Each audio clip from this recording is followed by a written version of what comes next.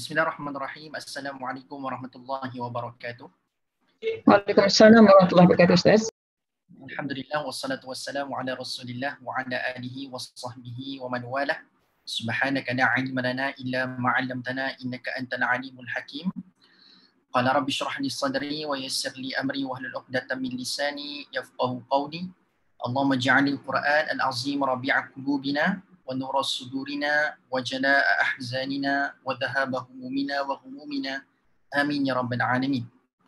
Baik, alhamdulillah, bersyukur kita pada Allah Subhanahu Wa Taala tuan-tuan sekalian, pada pagi ini kita diberi kesempatan oleh Allah Subhanahu Wa Taala untuk kita bertemu, dan alhamdulillah juga bersyukur pada Allah Subhanahu Wa Taala kerana pagi ini kita masih lagi diberikan rahmat oleh Allah Subhanahu Wa Taala untuk berada bersama-sama dengan masa dengan Al-Quranul Karim. Sebab berapa ramai hamba-hamba Allah Subhanahu Wa Taala bila tiba saja Ramadan, dia sangat berharap ada banyak masa dengan Al-Quran, tetapi Allah tidak mengizinkan dia berada dengan keinginan itu. Dia sekadar berkeinginan tapi Allah tak izinkan dia berada dalam masa itu. Tapi kita ni tuan-tuan sekalian, kita diberi peluang oleh Allah, diberikan rahmat oleh Allah Subhanahu Wa Taala. Sebab daripada kita mungkin berdoa pada Allah bersungguh-sungguh, barangkali memang Allah nak sayang kat kita, dia bagi masa pada kita untuk ada masa dengan Al-Quranul Karim. Ini adalah tanda Allah sedang menyayangi kita tuan-tuan sekalian. Okay. Bukan mudah orang yang berkeinginan ditambah dengan Allah izinkan keinginan tersebut berlaku. Mudah-mudahan tuan-tuan sekalian, dengan rahmat ini kita bersyukur pada Allah Subhanahu Wa Taala, dan dengan rahmat ini juga mudah-mudahan dia menambahkan petunjuk dalam kehidupan kita supaya kita hidup kat muka bumi ini ikut dengan cara yang Allah nak kita hidup. Bukan kita hidup dengan cara yang kita rasa nak hidup dengan cara macam tu. Hidup kat dunia ni tuan-tuan sekalian kena ikut cara Allah nak, bukan ikut cara kita nak. Okay, jadi kita mohon pada Allah petunjuk yang kita dapat daripada Quran ini akan menambahkan lagi petunjuk dalam kehidupan kita yang kita boleh jadikan sebagai pedoman dalam hidup kita, insya-Allah. Baik tuan-tuan sekalian, pada pagi ini saya diamanahkan oleh penganjur untuk menggantikan Ustaz Idris. Jadi mungkin ada yang pertama kali jumpa saya ataupun yang mungkin dah beberapa kali berjumpa dengan saya tuan-tuan sekalian. Saya perkenalkan diri terlebih dahulu, nama saya Syahmi. Saya graduan daripada UIA, dan seterusnya tuan-tuan sekalian, saya memang ada grup di Majlis At-Tafaqquh Fiddin Majlis Hasanah ini, berkongsi juga tentang tadabbur. Jadi mungkin ada grup yang berbeza-beza lah. So saya in charge grup lain. Jadi grup Ustaz Idris ni mungkin grup lain. Saya tak dapat nak pastikan daripada penganjur sama ada grup yang berbeza ataupun grup yang sama dengan grup saya sebelum ni. Ala kulli hal tuan-tuan sekalian, kita mohon pada Allah pertemuan pada pagi ini membuahkan manfaat kita, membuahkan manfaat untuk kita menambahkan lagi ilmu Al-Quranul Karim, insya-Allah. Baik tuan-tuan sekalian, dalam masa 1 jam 30 minit yang diamanahkan kepada saya tak nak bawa ayat yang banyak untuk dibincangkan dalam sesi yang terbatas ini, sebab saya target dalam perbincangan 1.5 jam ini kita mungkin boleh cover satu topik yang kita dah boleh settle dah. Maksudnya tidak akan ada sequel lah, tidak akan ada sambungan pada siri kedua ke untuk topik ni. Saya ambil satu topik yang bagi saya menarik untuk dibincangkan. Kita berada tuan-tuan sekalian pada berapa Ramadan hari ni? Pada 14 Ramadan, tak silap saya, 14 Ramadan. Kita berada di 14 Ramadan. Jadi bagi saya kita dah menghampiri separuh Ramadan tuan-tuan sekalian. Yang menyebabkan bagi saya kita mungkin perlu clear pada beberapa isu yang ada pada bulan ini, khususnya melibatkan beberapa ayat Al-Quran yang agak popular dibincangkan dalam bulan ini. Okay. Rata-rata tuan-puan sekalian, bila mana kita masuk Ramadan, saya percaya akan ada beberapa ayat yang kerap kali diperdengarkan oleh asatizah kita. So ayat tu bila tiba je Ramadan, mesti ayat tu akan menjadi pilihan asatizah kita untuk dikupas. Okay. Tetapi tuan-puan sekalian, saya berhajat pada sesi kali ini, saya akan bawa ayat yang sama yang dikira popular itu dalam Ramadan, tetapi saya nak bawa daripada sudut yang jarang-jarang kita berikan fokus. Apa yang asatizah kita dah kupas, saya tak nak ulang balik sebab perkara itu telah dibincangkan, telah dijelaskan, telah dikuliahkan pun.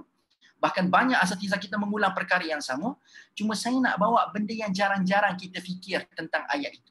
Apakah ayat yang saya maksudkan tuan-puan sekalian? Tidak lain dan tidak bukan, bila tiba saja Ramadan, saya percaya ayat ini adalah ayat yang popular dibincangkan dalam kalangan asatizah ataupun siapa je lah yang memberikan tazkirah Ramadan tuan-puan sekalian. Barangkali. Sebab hatta saya pun kadang-kadang tuan-puan sekalian pergi ke masjid, Bila mana ada sesi tazkirah Ramadan, antara ayat yang sering kali dia akan dibacakan oleh para pentazkirah adalah ayat ini. Daripada surah Al-Baqarah ayat 185. Okay. So hari ini tuan-puan sekalian, saya bagi tahu siap-siap topik kita akan berbincang sekitar 4 ayat. So kalau ada nota, boleh catat terlebih dahulu. Kita akan bincang 4 ayat ini tuan-puan sekalian. Daripada ayat mana? Ayat 185 Al-Baqarah. Seterusnya ayat 186 Al-Baqarah. Sudah 2 dah dekat situ. 185, 186 Al-Baqarah. Okay, 2. Dan 2 lagi tuan-puan sekalian, kita akan bincang ayat 249 surah yang sama, iaitu surah Al-Baqarah. Dan juga kita akan bincang 250. So total 4 ayat lah. 185 Al-Baqarah, 186 Al-Baqarah, 249 Al-Baqarah dan juga 250 Al-Baqarah. Boleh So inilah 4 ayat yang bakal kita bincangkan pada hari ini. Yang akan mungkin kita dah biasa dengar ayat ni, cuma saya nak bawa tuan-puan sekalian pada dimensi yang sedikit berbeza, yang mungkin jarang disentuh di mana-mana meja penceramah pada hari ini. Bukanlah benda baru pun. Cuma kita ni mungkin tak berikan fokus. Tidak berikan fokus kepada isu yang dibangkitkan oleh Allah ini. Baik, kita mulakan dengan membaca ayat ni tuan-puan sekalian dan kita baca isti'adzah terlebih dahulu. Saya percaya tuan-puan sekalian, keperluan kita membaca isti'adzah ni walaupun kita difahamkan Ramadan ini tidak ada syaitan yang mengganggu kita tuan-puan sekalian, tetapi Allah dah mewartakan dalam Al-Quran, dalam surah An-Nahl, Allah pesan kepada kita siap-siap bila mana nak belajar Quran, nak bincang apa jua topik Quran, nak baca ke, nak tadabbur ke, nak tafsir ke, nak baca tafsir ke, terpulanglah apa jua yang melibatkan aktiviti Al-Quran, pesan Allah dalam surah An-Nahl, fa idza qara'tal Quran fasta'id billahi minasyaitonir rajim. Bila kita nak membaca Al-Quran, kita nak mendekati Al-Quran, apa jua aktiviti dekati Al-Quran ini, Allah kata fasta'id billah, mintalah perlindungan daripada Allah Subhanahu wa taala minasyaitonir rajim, daripada syaitan yang dirjam. Di sinilah kita akan nampak rupa-rupanya ada banyak sebenarnya amalan-amalan untuk kita mulakan sesebuah pembacaan Al-Quran. Ada orang kata kena baca doa dan sebagainya, tapi Allah sendiri mewartakan ialah doa-doa tu boleh nak dibaca, tetapi untuk di peringkat Allah minta kita buat satu benda je tuan-puan sekalian, a'udzu billahi minasyaitonir rajim. Hak ni jangan lupa. Nak baca Quran kena baca isti'adzah. Mudah-mudahan Allah jauhkan kita daripada gangguan-gangguan dalaman dan luaran yang akan menyebabkan kita sukar untuk memahami ayat Allah Subhanahu wa taala. A'udzu billahi minasyaitonir rajim. Syahrul Ramadan alladzi unzila fihi al-Qur'anu hudan lin-nasi wa bayyinatin minal huda wal furqan. Faman syahida minkum asy-syahra falyasum wa man kana maridan aw ala safarin fa'iddatun min ayyamin ukhra. Yuridullahu bikumul yusra wa la yuridu bikumul usra wa litukmilul 'iddata wa litukabbirullaha 'ala ma hadakum wa la'allakum tashkurun. Ayat 185 ni tuan-puan sekalian, basically ataupun secara asasnya membincangkan mengenai apa? Mengenai Allah perkenalkan Ramadan tu apa benda. So sebab permulaan ayat ini saja bercerita mengenai syahrul Ramadan, okay? Bulan Ramadan. Dan perkataan Ramadan tuan-puan sekalian dalam Al-Quran, di sinilah satu-satunya tempat yang muncul perkataan Ramadan dalam Al-Quran. Ada 6,000 lebih ayat, cuma ada satu ayat sahaja yang menyebut perkataan Ramadan. Okay, perkataan Ramadan. Dan menariknya tuan-puan sekalian, perkataan Ramadan yang satu-satunya muncul dalam Al-Quran ini, bila Allah sebut sahaja perkataan ini tuan-puan sekalian, Allah tidak memberikan satu isyarat kepada kita untuk kenal Ramadan ini sekadar bulan puasa. Tetapi dalam ayat 185 ini Allah minta kita kenal Ramadan. Perkataan ini satu-satunya muncul dalam Quran pada ayat 185 Al-Baqarah. Allah nak kita kenal Ramadan sebagai bulan yang diturunkan di dalamnya Al-Quran. Unzila fihi Al-Quran. So nak katanya tuan-puan sekalian, Ramadan itu dikenali terlebih dahulu sebagai bulan yang turun di dalamnya Al-Quran. Kenapa saya katakan sedemikian? Sebab apa tuan-puan sekalian? Perintah puasa disyariatkan kepada orang Islam pada tahun ke-15 kenabian. Total tahun Nabi jadi Rasul tuan-puan sekalian 23 tahun. Lepas Nabi jadi Rasul selama 15 tahun, barulah perintah puasa disyariatkan kepada orang Islam. Barulah masa tahun ke-15 tu, barulah kita ni wajib berpuasa, sahabat wajib berpuasa dan Nabi Rasulullah wajib berpuasa. Okay. Maksudnya sepanjang sebelum 15 tahun itu, tuan-puan sekalian, sahabat-sahabat dan Nabi tak kenal Ramadan sebagai bulan puasa. Sepanjang 15 tahun itulah, tuan-puan sekalian, sahabat dan Nabi mengenali Ramadan sebagai bulan turun Al-Quran. Maksudnya sepanjang 15 tahun itu, Ramadan ini dikenali sebagai pesta untuk perbanyakkan aktiviti Quran. Belum lagi masuk idea kena berpuasa pada bulan itu. Jadi tuan-puan sekalian, sebab itulah bila masuk Ramadan, antara benda ataupun aktiviti yang perlu kita rancakkan, di samping anda fokus kena menahan diri lapar dan dahaga itu, anda kena perbanyakkan aktiviti Quran. Sebab Ramadan dengan Al-Quran adalah dua benda yang tidak berpisah. Sebab satu-satunya perkataan Ramadan muncul dalam Al-Quran digandingkan bukan dengan puasa dulu, tapi digandingkan dengan unzila fihil Quran. Allah nak bagi idea kat kita, Ramadan ini bulan turun Quran yang menjadi petunjuk bagi manusia. Hudan linnas. Okay, baik. So ini antara benda yang pertama yang Allah kongsikan based on ayat 185 ini. Dan juga tuan-puan sekalian, dalam ayat 185 ini, Allah ada cerita juga berkenaan dengan puasa.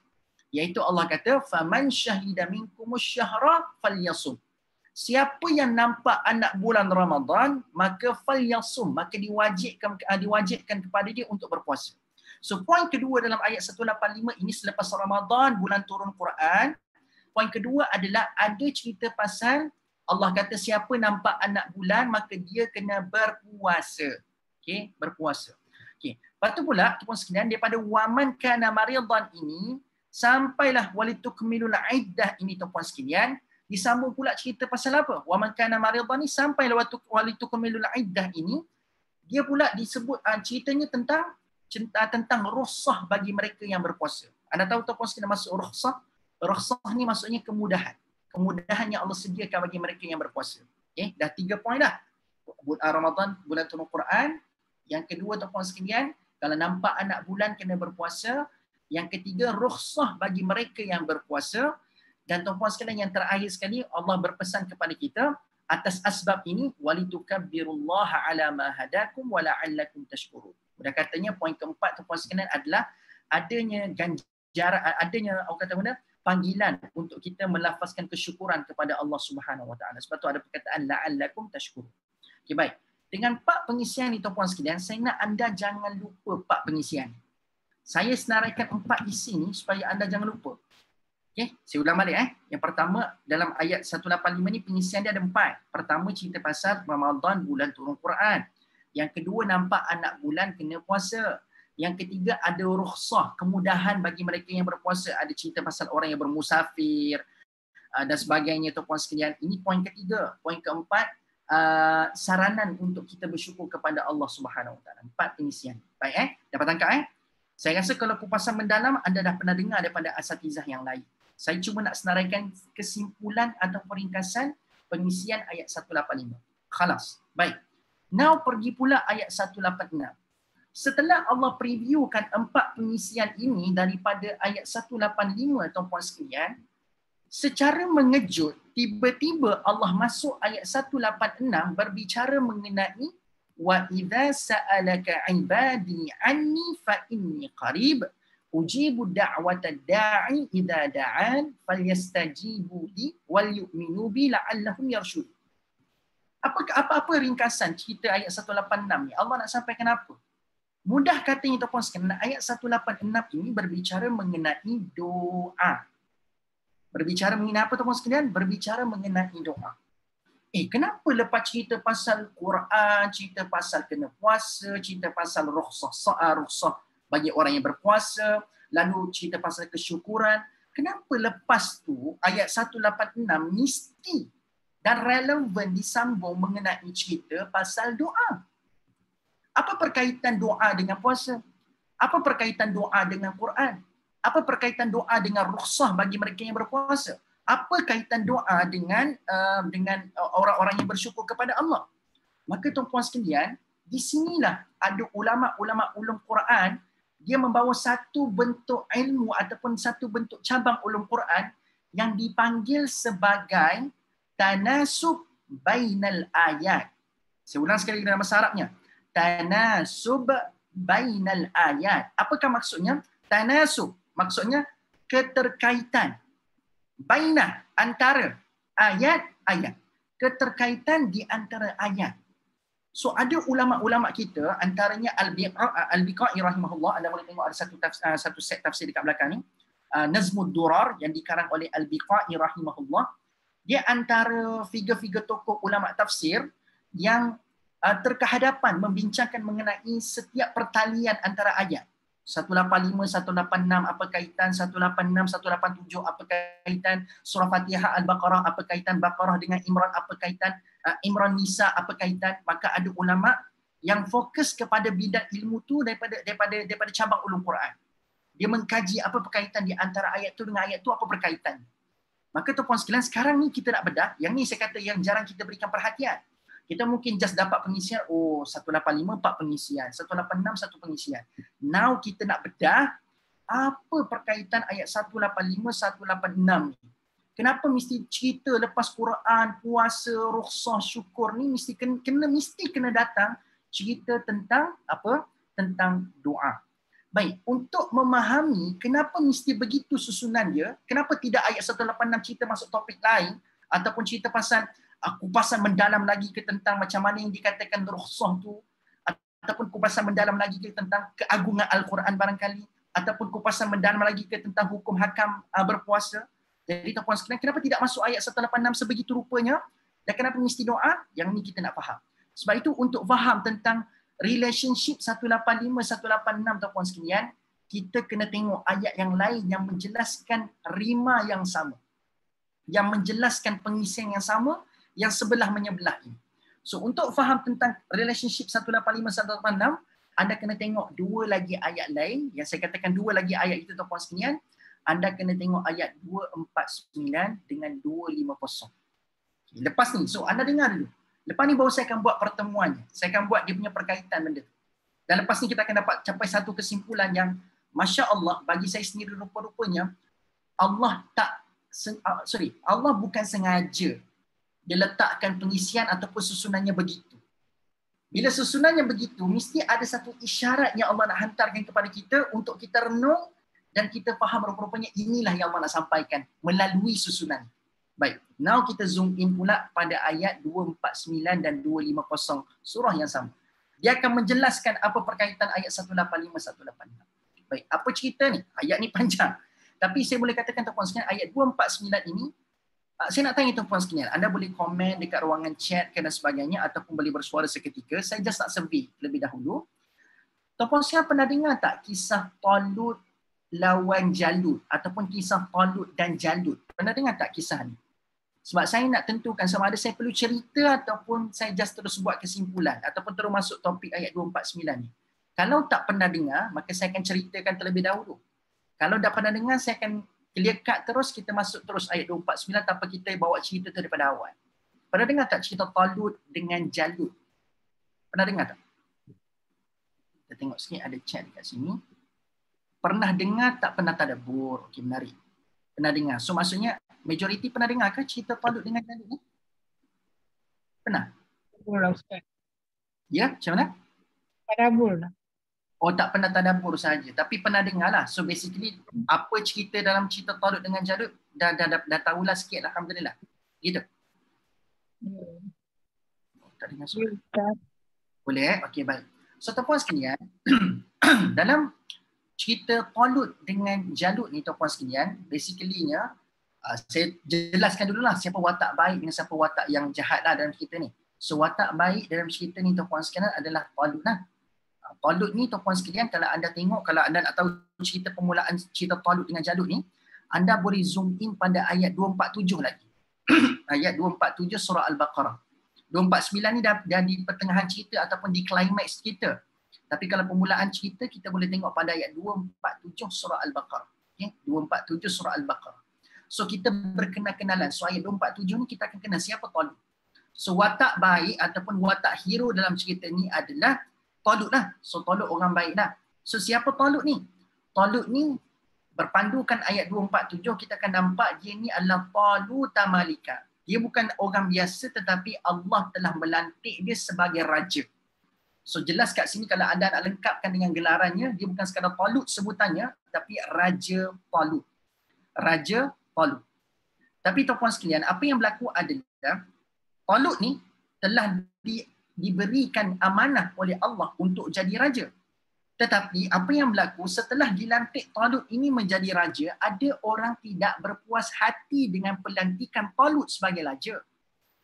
Maksudnya kenaikan dia sebagai raja ini ada orang tak puas hati. Sebab apa? Rakyat-rakyat pada waktu itu ada mentaliti kalaulah nak pilih raja ni, mestilah dipilih daripada orang-orang yang ada keluasan daripada sudut harta.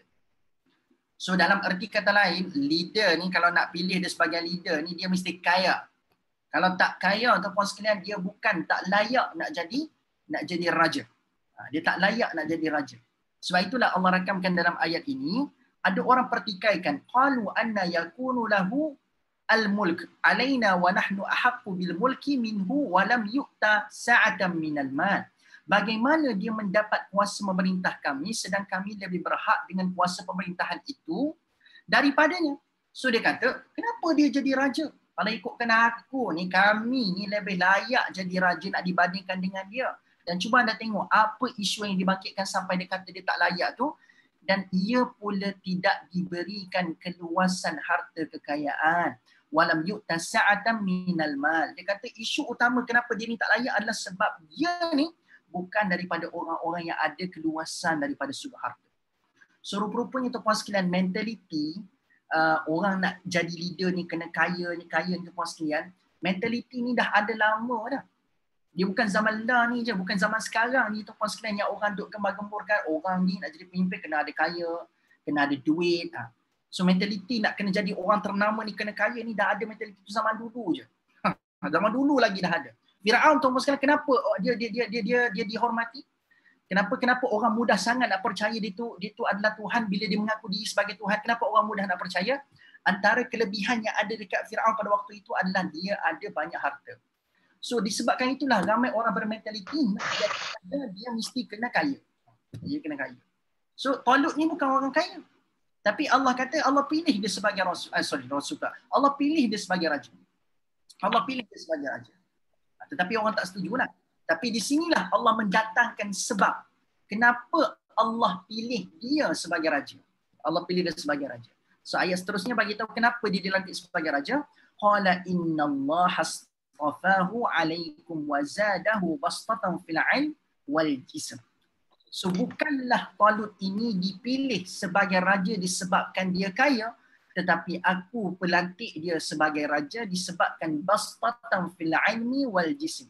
Dia ada kelebihan daripada sudut ilmu dan juga ataupun dikatakan dari sudut kesihatan tubuh badan. So dia ada kekuatan dari sudut ilmu, ada kelebihan ilmu dan juga badan dia, jasad dia sihat. Kata Allah. So dua lah yang Allah highlightkan kat sini. Keilmuan dan kesihatan. So dia ada dua ini yang telah menyebabkan dua perkara inilah yang melayakkan dia untuk menjadi raja. Okay?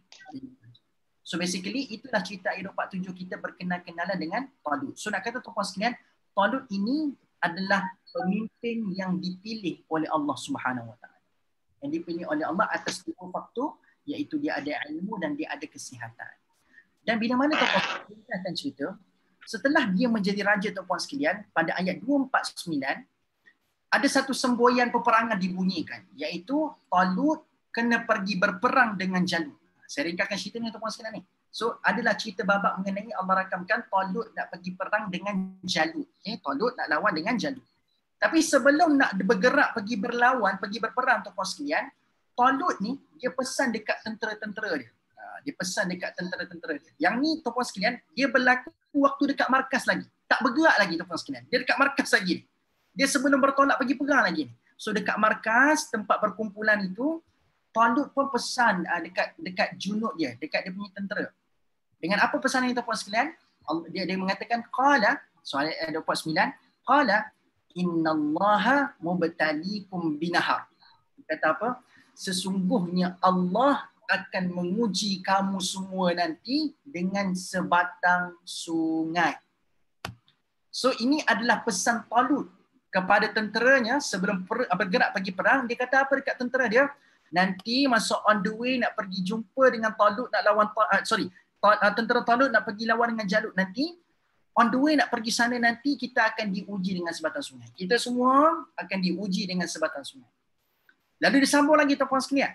Faman syariba minhu falaysa minni.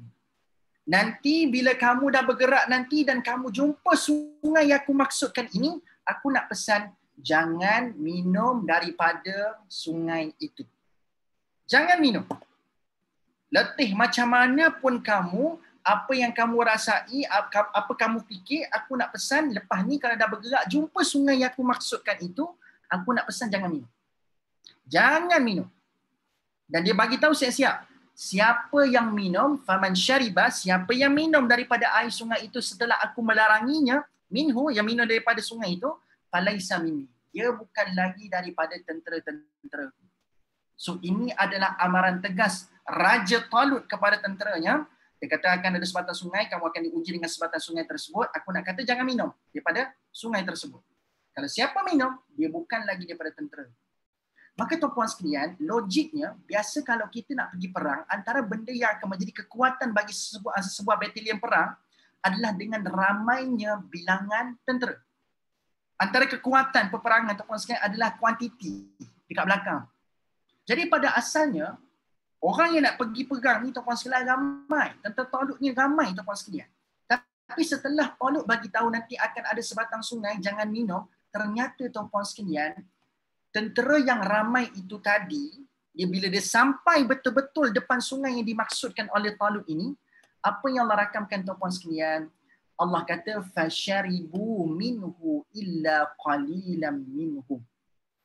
Walaupun telah dipesan sebelum bergerak daripada markas tadi, jangan minum bila jumpa sungai itu, tapi apa yang berlaku bila sampai sungguh kat sungai itu, فَشَرِبُوا.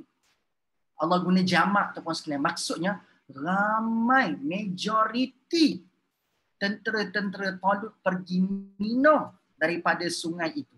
Dan Allah merakamkan illa qalilan minhum. Hanya sedikit sahaja yang tak pergi minum air yang daripada sungai itu, tuan-puan sekalian. Patutnya kekuatan kuantiti itu menjadi kekuatan tentera Talut, tetapi setelah ujian itu diperlihatkan depan mata dan majoriti minum, so apa konsekuensinya, apakah kesannya tuan-puan sekalian? Sudah tinggal minoriti lah tentera-tentera Talut pada saat ini. Sebab kena bagi tahu dah, siapa yang minum, dia bukan lagi daripada tenteraku. Dia hilang kelayakan untuk pergi untuk pergi menuruti peperangan ini. So dia tak boleh follow peperangan ini. Dia bukan lagi daripada tentera. So anda bayang, ramai, majoriti minum, sekarang sudah tinggal sedikit. Mana yang tak kalutnya tuan-puan sekalian? Mestilah ada rasa takut, ada rasa kalut sebab kuantiti sudah berkurangan. Tetapi tuan-puan sekalian, di saat kekalutan ini, di saat ketakutan yang sedang melanda orang-orang yang masih berbaki tak minum air tersebut tuan-puan sekalian, ada satu slogan yang telah dilaungkan yang telah menyebabkan mereka kembali bertenang. Kalau ikutkan siapa tak cemas, kita nak lawan Jalut, kita semua kenal Jalut ini adalah orang yang bukan calan-calan dalam peperangan. Dia bukan orang yang lemah, yang mudah dikalahkan.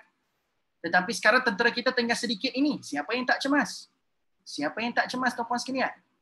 So nak katanya cemas, memang cemas, tetapi ada satu slogan telah dilaungkan tuan-puan sekalian, iaitulah kita akan baca di sini, kam min fi'atin qalilatin ghalabat fi'atan kathiratan biiznillah. Banyak keadaan golongan-golongan yang qalilah, yang sedikit, ghalabat fi'atan kathirah, mengalahkan golongan-golongan kumpulan yang bilangannya ramai. So Allah bagi tahu dalam ayat ini merakam ke satu slogan, ada banyak keadaan-keadaan, ada banyak bukti tuan-puan sekalian, Allah telah perlihatkan banyak kes golongan sedikit mengalahkan golongan yang ramai. Saya ambil contoh tuan-puan sekalian, peperangan Badar. Sikit menang ke atas ramai ke ramai menang ke atas sikit? Sikit menang ke atas yang ramai. Jadi slogan inilah yang telah menyebabkan mereka termotivasi kembali, walaupun dah ramai telah di-exclude daripada menjadi tentera sebab ada ramai minum tuan-puan sekalian, tak boleh, tak layak dan jadi tentera.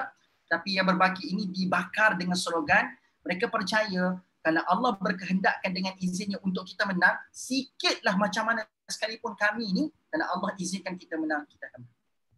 Itu pun sekalian, kalau ikutkan gambaran ujian yang telah diletakkan oleh Talut, bila sampai kat sungai jangan minum, ini ujian yang besar tau.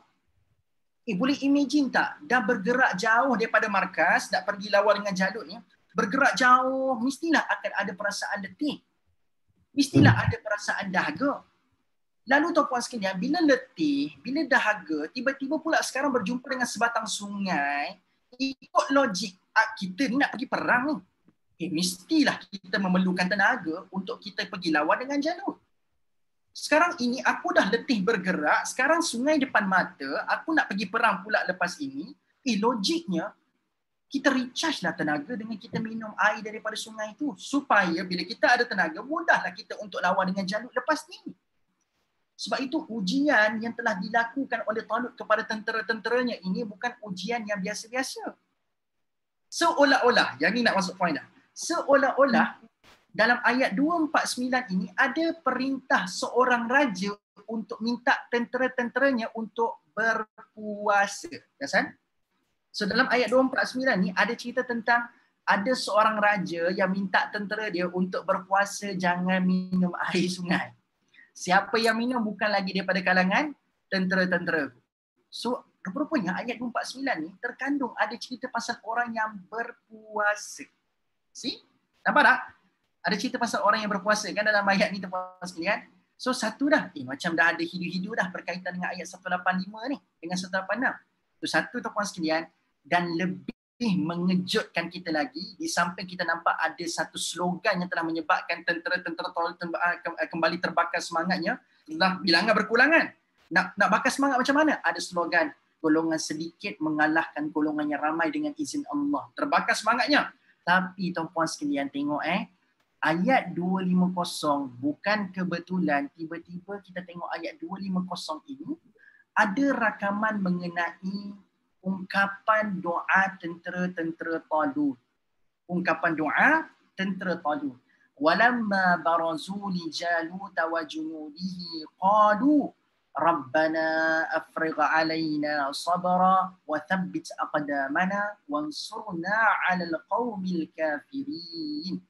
So dalam ayat 250 ni ada rakaman ungkapan doa tentera Talut. Yalah tentera dah berkurangan sekarang ni. Maka apa pilihan yang dia ada di samping yakin kepada Allah adalah dengan membaca doa, menuturkan doa.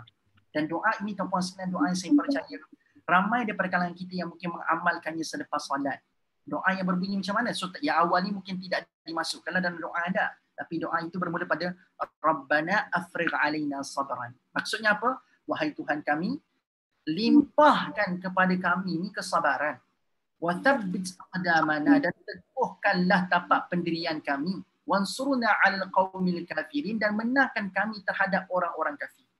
Maka tuan-puan sekalian, ada tak anda dapat hidup sesuatu perkaitan di antara ayat 185 186 dengan 249 250? 249 ada cerita pasal orang yang berpuasa tak boleh minum sebab raja dia kata jangan minum daripada sungai itu. Dan tuan-puan sekalian, ayat 250 cerita pasal doa. Macam pernah dengarlah susunan ayat macam ni. Puasa, ayat selepas tu doa. Sebelum tu cerita pasal puasa, selepas ayat tu cerita pasal doa. Tak kemirip dengan ayat 185 dengan 186 surah yang sama. Ada cerita pasal puasa, lepas tu cerita pasal doa. Cerita pasal puasa, cerita pasal doa. Kebetulan ke? Ini bukan kebetulan tuan-puan sekalian. Ini adalah memang perencanaan Allah untuk menyebabkan kita faham kenapa mesti susunan ayat 185, 186 lepas cerita pasal orang berpuasa, ada cerita pasal berdoa. Ada dalam pula dan dalam satu kisah tentera Talut dan Jalut ni tuan-puan sekalian, ada cerita pasal orang berpuasa ayat 249, 250 cerita pasal doa. Susunan yang absolutely the same. Dan tuan-puan sekalian, ini bukan kebetulan, ini telah direncanakan oleh Allah yang maha bijaksana tuan-puan sekalian. Sebab itulah dalam Al-Quran surah Yasin ayat kedua Allah bersumpah Al-Quran ini wal Quranil Hakim. Allah sumpah Quran ini penuh dengan kebijaksanaan. Di samping kita terjemahkan Al-Hakim itu maksudnya bijaksana tuan-puan sekalian, kata para ulama Al-Hakim juga boleh difahami sebagai Al-Ihkam. Antara kata terbitan yang boleh terbit daripada hakim adalah ihkam.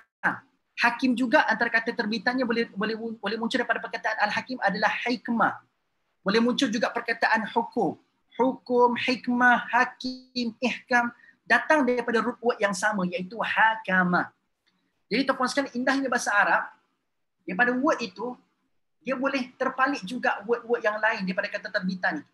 So di samping kita faham Al-Quran itu bijaksana tuan-tuan sekalian, Al-Ihkam, Al-Quran itu Al-Ihkam maksudnya adalah Quran itu sentiasa terjahit di antara satu sama lain. So ayat 185 ada terjahit dengan ayat 186. 249 terjahit dengan ayat 250. Al-Baqarah terjahit dengan Al-Imran. Al-Imran terjahit dengan Al-Ma'idah dengan apa? Dengan Al-Imran, An-Nisa. An-Nisa terjahit dengan Al-Ma'idah. Masya Allah. So Al-Quran ini komplit, sempurna sebab dia mengetepikan segala bentuk kelemahan dalam sebuah pertuturan dan mengetepikan sebarang bentuk kelemahan dalam sebuah tulisan. Kalau kita tulis karangan tuan-tuan sekalian, ada 6 perenggan, perenggan 1 dengan perenggan ketiga tidak berhubung. Perenggan 2 dengan perenggan keempat tidak berhubung. Kita akan kata karangan itu karangan yang bagus ke karangan yang tak bagus? Karangan yang tak bagus. Kalau anda pemeriksa kertas, anda kata, apa budak ni? Topik ni adalah makanlah buah-buahan tempatan, tapi perenggan ketiga cerita pasal perenggan ketiga cerita pasal senarai-senarai jenama telefon bimbit di Malaysia. Sudah. Jadi nak kata tuan-puan sekalian, dah tak kena, dah tak masuk topik. Dah tidak berhubung dengan tajuk, dengan perenggan. Patutnya kalau topik makan buah-buahan tempatan, perenggan 1, perenggan 2, perenggan 3, perenggan 4 sampai perenggan 6, mesti berbicara tentang topik itu dan setiap perenggan itu mesti berhubung di antara satu sama lain. So bila Allah mendatangkan ada 6,000 lebih ayat dalam Al-Quran, percayalah tuan-puan sekalian, ayat-ayat ini tidak pernah terpisah di antara satu sama lain. Wal Quranil Hakim, demi Al-Quran yang sentiasa terjahit pengisiannya antara satu sama lain. Maka tuan-puan sekalian, kembali pada topik ini. So ayat 185 cerita pasal, ada tak cerita pasal puasa? 186 cerita pasal doa kan? 249 ada cerita pasal orang berpuasa? Ada tak 250 cerita pasal doa? Ada. Sama je susunannya. Maka tuan-puan sekalian, jom kita pertemukan ayat 185 dengan 249 terlebih dahulu. Baik. Ingat lagi tak 4 pengisian yang saya wajibkan anda ingat tadi tu tuan-puan sekalian? 4 pengisian daripada ayat 185. Apa poin pertama tadi? Tentang Ramadan, bulan turun Quran. Still remember? Okay. Yang kedua, cerita mengenai apa tuan-puan sekalian? Cerita mengenai nampak anak bulan kena Puasa. Yang ketiga tuan-puan sekalian apa benda? Kepada Allah. No, tu nombor 4. Nombor 3. Untuk orang musafir. Yes, kalau ada rukhsah, ada kemudahan bagi mereka yang berpuasa. Yang keempat, barulah cerita pasal kesyukuran. Baik, jom kita temukan 4 topik ini ataupun 4 pengisian 185 ini dengan ayat 249. Baik, tuan-puan sekalian. Poin pertama 185 tadi apa? Ramadan, bulan turun Quran. Tapi saya terlupa nak bagi tahu tuan-puan sekalian. Bila Allah bicarakan Ramadan bulan turun Quran, Allah datangkan juga apa fungsi-fungsi Quran ayat 185. So dalam ayat 185 ni ada 3 fungsi Al-Quran.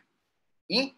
Dalam ayat 185, bila poin pertama tadi adalah Ramadan bulan turun Quran, Al-Quran itu Allah kata ada fungsi. So ada 3 fungsinya. So fungsi yang pertama adalah hudan. Hudan, iaitulah petunjuk. Petunjuk. So nombor 1 fungsi Al-Quran adalah menjadi petunjuk bagi manusia. Hudan linnas. So nombor 1, hudan, petunjuk. Dan apakah fungsi kedua Al-Quran yang Allah turunkan pada bulan Ramadan ini? Fungsi keduanya adalah bayinat, mendatangkan penjelasan daripada petunjuk tu tadi. So bukanlah semata-mata Allah bagi direction, Allah bagi guidance, tetapi datang bersama-sama guidance itu adalah explanation, adanya penjelasan daripada petunjuk itu. So Allah tidak biarkan kita digest sendiri guidance tu, petunjuk tu. Allah tidak minta kita digest sendiri ataupun faham sendiri petunjuk tu, tapi Allah datangkan penjelasan-penjelasan terhadap petunjuk itu. Sebab itu fungsi kedua, bayinat, explanation ataupun penjelasan-penjelasan. Okay? Itu nombor 2. 1 petunjuk, yang kedua penjelasan. Yang ketiga adalah Al-Furqan. Fungsi ketiga adalah Al-Furqan. Mak mana Al-Furqan? Apakah maksud Al-Furqan? Pemisah di antara hak dengan batil. Memisahkan di antara baik dengan buruk. Sebab apa? Bila mana kita dapat petunjuk, kita telah dijelaskan tentang apa petunjuk tu, macam mana nak faham petunjuk tu, maka kita lepas kita faham petunjuk tersebut, kita akan ada kemampuan untuk bezakan mana baik, mana buruk, mana yang betul, mana yang salah. So itulah yang dinamakan sebagai Al-Furqan. Saya recap again. 3 fungsi Quran, petunjuk pertama. Kedua adalah apa? Penjelasan. Yang ketiga adalah pemisah di antara baik dan buruk. Maka kita kenakan poin pertama dengan 3 fungsi ini dengan ayat 249. Cuba perhatikan perintah Talut kepada tentera-tenteranya. Bila Talut sebelum bergerak nak pergi perang, dia pesan kepada tentera dia, kita semua akan diuji dengan sebatang sungai. Yang ni Talut tengah bagi apa dekat tenteranya, tuan-puan sekalian? Siapa boleh perasan? Apa yang sedang diberikan oleh Talut kepada tenteranya dengan satu dialog, iaitu kita semua akan diuji dengan sebatang sungai. Talut sedang bagi apa sekarang? Talut sedang bagi petunjuk. Talut sedang bagi apa? Sedang bagi guidance. Kita semua akan diuji dengan sebatang sungai. Hidayah. So tidaklah hidayah Quran, tidak Talut bagi, bukan bagi hidayah Quran, tapi nak katanya signifikan ataupun persamaan di antara yang 185 tadi tu, Talut sedang memberikan apa? Petunjuk. Iaitu kita semua akan dihadapkan dengan sebatang sungai. Kita semua akan diuji dengan sebatang sungai. So petunjuk sedang diberikan oleh Talut. Dan adakah Talut sekadar bagi tahu petunjuk je kepada dia punya tentera? No. Dia datangkan dia punya penjelasan kepada petunjuk. Faman syariba minhu falaysa minni. Siapa yang minum daripada air kat sungai itu lepas ni, maka dia bukan lagi daripada tentera. So ada tak penjelasan daripada petunjuk itu? Tidak sekadar diberikan, kita semua akan diuji dengan sebatang sungai ya. Okey, khalas, baik, jom kita gerak. Macam tu ke? Tak. Talut dia bagi tahu kita semua akan diuji dengan sebatang sungai. Dan ada pula penjelasan siapa yang minum. Dia bukan daripada tentera. So ada tak bayinat digunakan, kaedah bayinat digunakan oleh Talut? Yes. Tadi digunakan pendekatan hudan, bagi petunjuk dekat tentera. Tak cukup bagi petunjuk, dia datangkan penjelasan pada petunjuk itu. Siapa yang minum, dia bukan lagi tentera. So dah ada penjelasan. Tapi apa yang berlaku tuan-puan sekalian, bila mana mereka dah bergerak, dah tiba betul dah dekat sungai itu, maka apa yang berlaku tuan-puan sekalian, ramai yang minum, hanya sedikit yang tak minum. So di situ berlaku apa tuan-puan sekalian? Berlakunya Al-Furqan. Kalau ikutkan tadi, masa ramai-ramai bergerak, tak tahu pun siapa yang betul, siapa yang salah. Siapa yang sabar, siapa tak sabar. Siapa yang ikhlas, siapa tak ikhlas. Tapi lepas berlakunya hudan, bayinat, ada petunjuk, ada penjelasan, dan dah sampai betul depan sungai itu tuan-puan sekalian, berlakulah Al-Furqan. Maka Allah pisahkan mana tim-tim yang ikhlas, mana golongan-golongan yang pergi perang ni ada tujuan-tujuan keduniaan. Ni, golongan yang minum ni, kita excludekan siap-siap. Sebab berlakunya pemisahan di antara kebenaran dan kebatilan. Berlakunya pemisahan di antara baik dengan buruk, betul dan salah. See? So sama tak cerita arahan Talut, penjelasan Talut, terpisahnya 2 kelompok dalam tentera Talut ni tuan-puan sekalian, sama tak dengan fungsi Quran tadi? Hudan, bayinat, furqan. Sama. Sama je. So inilah antara yang dilakukan oleh ulama-ulama tafsir kita, khususnya Al-Biqai. Dia nak bagi kita faham kenapa misi susunannya begitu. Rupa-rupanya ada cerita yang mengukuhkan apa yang disampaikan oleh Allah ayat 185. Dan tuan-puan sekalian, pengisian kedua apa yang kita dapat dekat 185? Tadi kita bicarakan pada pengisian pertama, iaitu Ramadan, bulan turun Quran. Kan? Maka poin kedua tadi benda tuan-puan sekalian, nampak anak bulan kena apa? Kena puasa. Kan? Nampak anak bulan kena puasa. Itu poin kedua ayat 185. Tuan-puan sekalian, ayat 24 sebenarnya ada tak kaitan dengan ayat dengan poin kedua ayat 185? Ada. Kalau tadi nampak anak bulan kena puasa. Tapi apa pula perintah Talut kepada tentera dia? Nampak sungai kena puasa, jangan minum. Sama tak sama?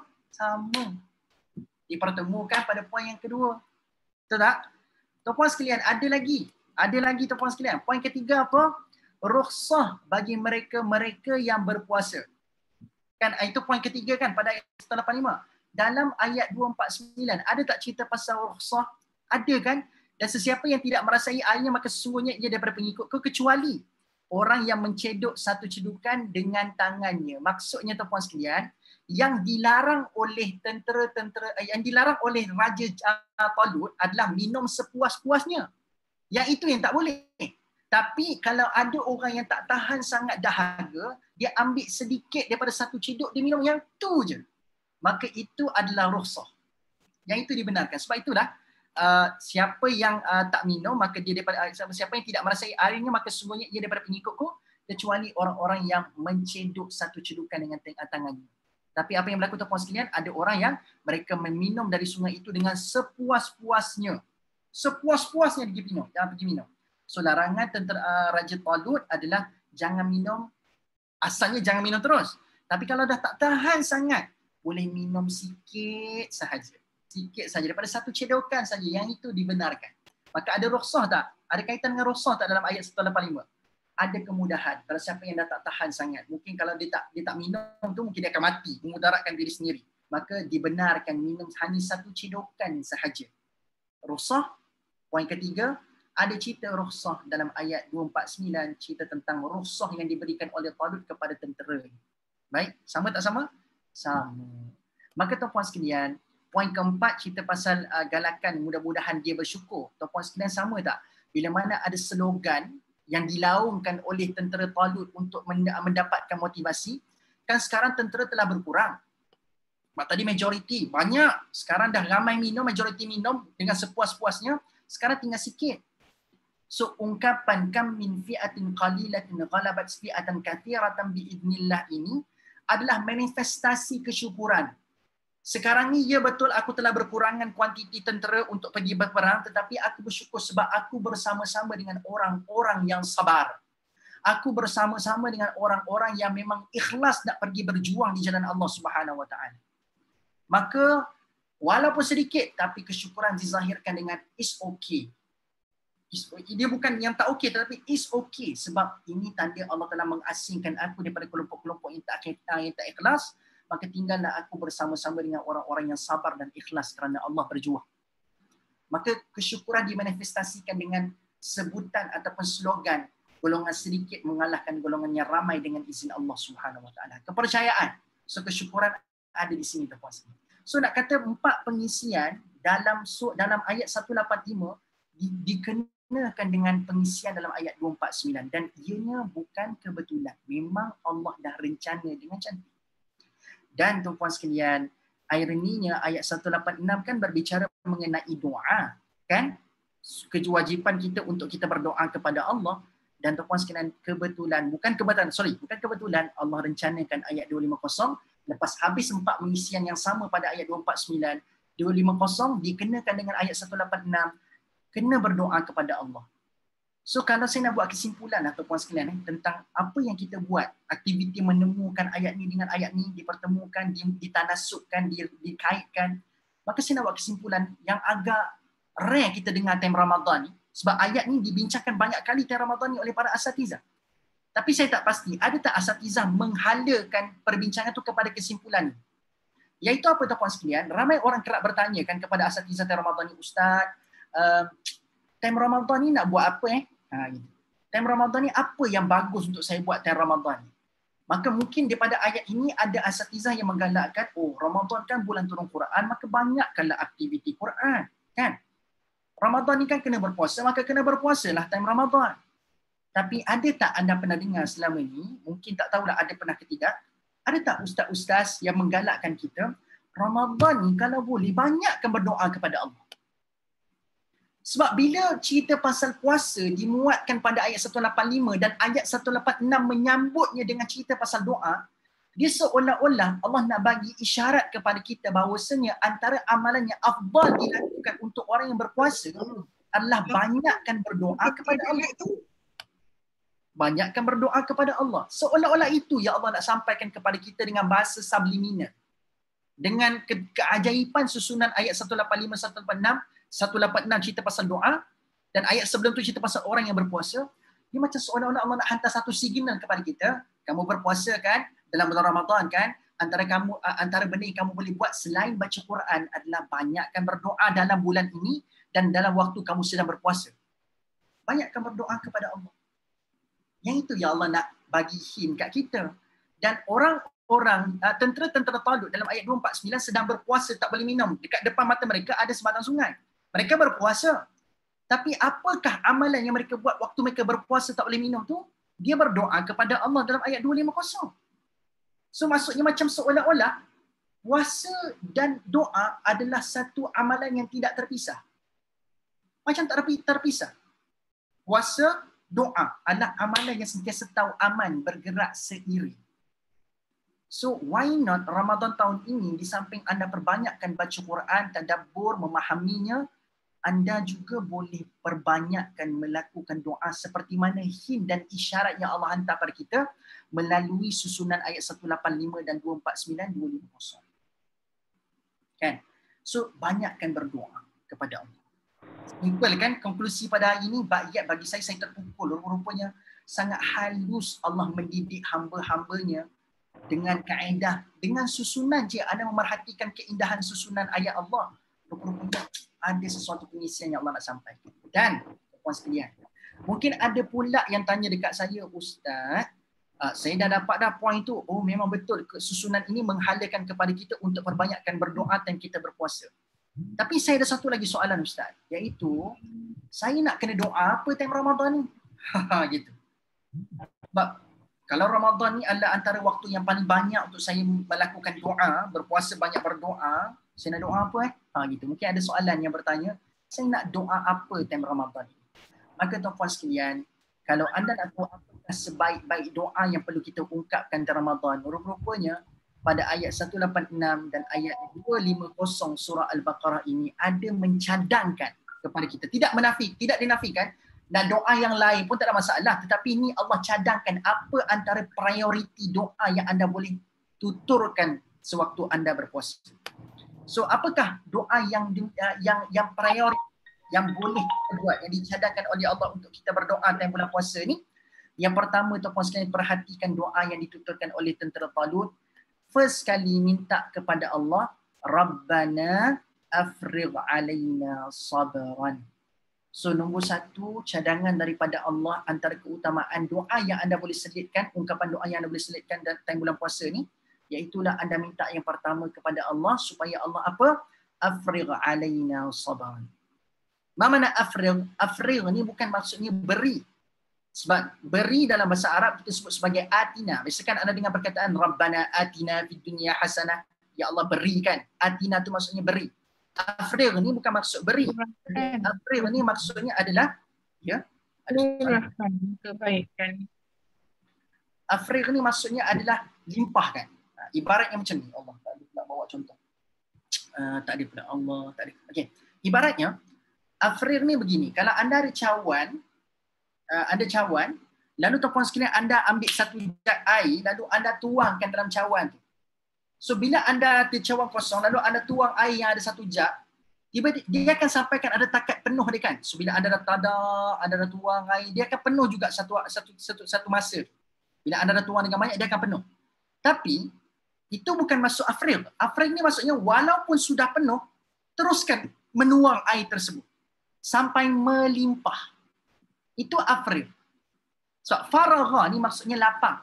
Afrigh ni hilangkan sebarang bentuk lapang dalam jiwaku. Sebab sekarang kita nak minta Allah bagi sabar. Dekat mana lokasi sabar ni? Jiwa dan hati. Maka dalam arti kata lain, permintaan afrigh alaina sabran ini seolah-olah nak memberikan satu gambaran kepada kita. Doa yang kita minta ni adalah, Ya Allah, kalau boleh, jangan kau biarkan sedikit kelompangan pun tinggal dalam hati aku yang aku tak sabar.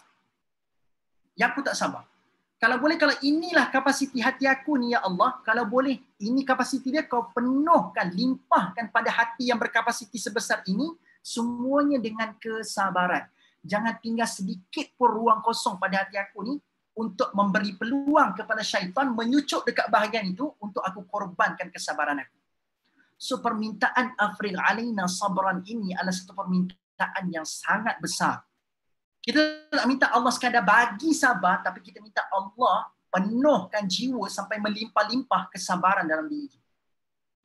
Sebab kalau sekadar penuh, tuan-puan sekalian, tidak melimpah, barangkali ada sedikit surface kat permukaan itu masih lagi kosong, yang akan menyebabkan ada peluang syaitan mencucuk dekat situ, dia cucuk sedikit elemen marah ke, dia cucuk sedikit elemen rasa baran ke, maka kita korbankan kesabaran. So bila melimpah, tidak akan ada ruang syaitan nak masuk dekat ruang kosong, nak menyucuk elemen-elemen tak sabar dalam diri kita. Maka sebab itulah minta afrigh alaina sabran. Sebab itu kata para sahabat, saya tak ingat sama ada Sayyidina Ali atau Sayyidina Umar, tapi salah seorang sahabat ni tuan-puan sekalian, dia merakamkan ada sabar ni ada 3 peringkat. Sabar ni ada 3 jenis tuan-puan sekalian. So mungkin kita ingat, kenapa tentera Talut ni, dia kan tengah kecemasan, tentera sudah berkurangan, dia jadi orang yang sangat sedikit sekarang ni. Nak lawan pula dengan tentera Jalut yang memang hebat juga ni, bukan kaleng-kaleng, bukan biasa-biasa. So, kenapa dia tak minta pada Allah untuk datangkan bantuan malaikat ke bersama dengan tentera-tentera Talut lawan dengan tentera Jalut? Permintaan pertama mereka bukan minta tambah tentera, tuan-puan sekalian. Kalau ikut relevannya, berdasarkan situasi yang dialami, bukankah lebih cocok diminta pada Allah tambahkan bilangan tentera ni? Kuat sikit ni. Sekarang ni dah sikit ni, lemah kami ni. Tambahkan bilangan tentera boleh ya Allah. Hantar malaikat ke, hantar bantuan ke, kan? Patutnya yang itu lebih sesuai dengan situasi yang dialami oleh tentera Talut. Tapi cuba tengok tuan-tuan sekalian, nombor 1 diminta oleh tentera Talut adalah minta Allah bagi sabar. So, kenapa sabar? So, based on kata salah seorang sahabat ni tuan-tuan sekalian, daripada 3 bentuk sabar ni kita akan faham. Dan kita akan tengok rupa-rupanya sabar yang mana yang diminta oleh tentera-tentera Talut ni. So, sabar ni ada 3 jenis. Pertama adalah sabar yang paling bawah, yang paling low, yang paling rendah. Yang ni sabar yang biasa-biasa lah maksudnya. So kalau siapa yang boleh sabar dalam yang nombor 3 ni, maksudnya adalah tuan-puan sekalian sabar yang paling rendah, yang paling biasa. So apakah sabar tersebut? Sabar yang paling rendah adalah sabar menghadapi ujian. Sabar menghadapi ujian. Maka ini adalah bentuk kesabaran yang pertama yang paling rendah sekali. So bila datang ujian dia bersabar, tu sabar yang paling rendah. Kata Allah. Saya tak ingatlah kata Sayyidina Umar ataupun Sayyidina Ali. Antara 2 orang tu lah tuan-puan sekalian. Tapi kata para sahabat, sabar paling rendah adalah sabar menghadapi ujian. Tapi tuan-puan sekalian, hak inilah sabar yang kita paling susah nak buat lah. Bila diuji oleh Allah, nak kena sabar dengan ujian tu, hak itulah paling susah nak buat. Tapi kata para sahabat, tu sabar paling rendah sekali. Sabar menghadapi ujian. Rupa-rupanya sabar menghadapi ujian ni biasa je. Ada lagi sabar yang tinggi. Maka apakah sabar yang up sikit daripada sabar menghadapi ujian? Sabar yang letak duduk pada ranking kedua tuan-puan sekalian adalah sabar sabar dalam melakukan maksiat. Sabar dalam melakukan maksiat. So timbul keinginan dalam hati dia, nak buat maksiat ni. Rasa macam nak buat dosa ni. Maka dia bersabar, dia tak nak buat maksiat. Dia memilih untuk bertenang, dia memilih untuk tidak mahu melakukan dengan memilih untuk bersabar. Maka level kedua kesabaran adalah sabar dalam melakukan maksiat. Dia tak nak buat maksiat dengan menggunakan kaedah sabar. Sabar. Okay? So itu sabar yang kedua. Okay? Yang paling bawah ujian, up sikit, dia bertenang dan dia bersabar untuk tidak melakukan maksiat. Ini sabar yang kedua. Dan apakah sebenarnya sabar yang paling tinggi? Kalau sabar menghadapi ujian level paling bawah sekali, maka apakah kesabaran level paling tinggi tuan-puan sekalian? Kesabaran level paling tinggi yang pertama, ranking nombor 1 tuan-puan sekalian adalah sabar dalam melakukan ketaatan. Sabar dalam melakukan ketaatan.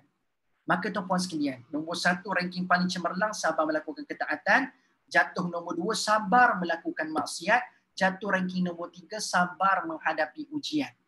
Agak-agaknya lah tuan-puan sekalian, dengan situasi yang dialami oleh tentera Talut dan saat ini mereka minta Allah penuhkan jiwa mereka dan hati mereka dengan kesabaran, agak-agak dia minta sabar yang nombor berapa? 1 ke 2 ke 3? Cik komen sikit. Berpandukan 3 bentuk sabar tadi, situasi yang dialami oleh tentera Talut, sekarang ni dia minta sabar yang level berapa ni? Yang 1 ke 2 ke 3? Cik komen sikit. Level 3. Ya. Nombor 3, sabar menghadapi ujian. Ya. Sabar menghadapi ujian. Are you sure? Yang ketiga. Pastikan anda Sabar menghadapi ketaatan. Yes. Buat kebaikan. Sabar dalam melakukan ketaatan. Kan tuan-puan sekalian, kenapa dia tak minum? Kenapa dia tak minum? Sebab dia taat kepada pimpinan dia. Dia taat kepada arahan Talut. Iaitu Talut kata jangan minum. So sekarang ini yang menyebabkan mereka tertahan tak pergi minum air yang majoriti minum tu adalah sebab ketaatan kepada pemimpin. Dia taat leader dia. So sekarang ni, siapa yang tak teruji, letih, dahaga tuan-puan sekalian, boleh minum puasa cedok je. Siapa yang tak tahan tuan-puan sekalian? Sebab itulah, di saat mereka memilih untuk tak minum dengan sepuas-puasnya, maka di sinilah bila diminta kesabaran, afrigh alaina sabran, maksudnya dia minta sabar dalam melakukan ketaatan. Ya Allah, please make me consistent dalam melakukan kesabaran ini. Aku tak pergi minum ni sebab aku sabar mentaati perintah pimpinku. Maka dia minta penuhkan kesabaran ni tuan-puan sekalian sebab nak minta sabar dalam ketaatan. Okay, afrigh alaina sabran. Okay, boleh faham So bila saya datangkan terjemahan dari surah bahasa tu supaya kita lebih menjiwai doa yang kita nak tuturkan ini. So kita bukan sekadar minta Allah bagi kita kesabaran dalam melakukan ketaatan, sabar dalam tidak melakukan maksiat dan sabar menghadapi ujian. Kita bukan sekadar minta Allah bagi sabar. Tapi kita minta Allah penuhkan jiwa kita dengan kesabaran sampai tak ada ruang langsung syaitan nak cucu.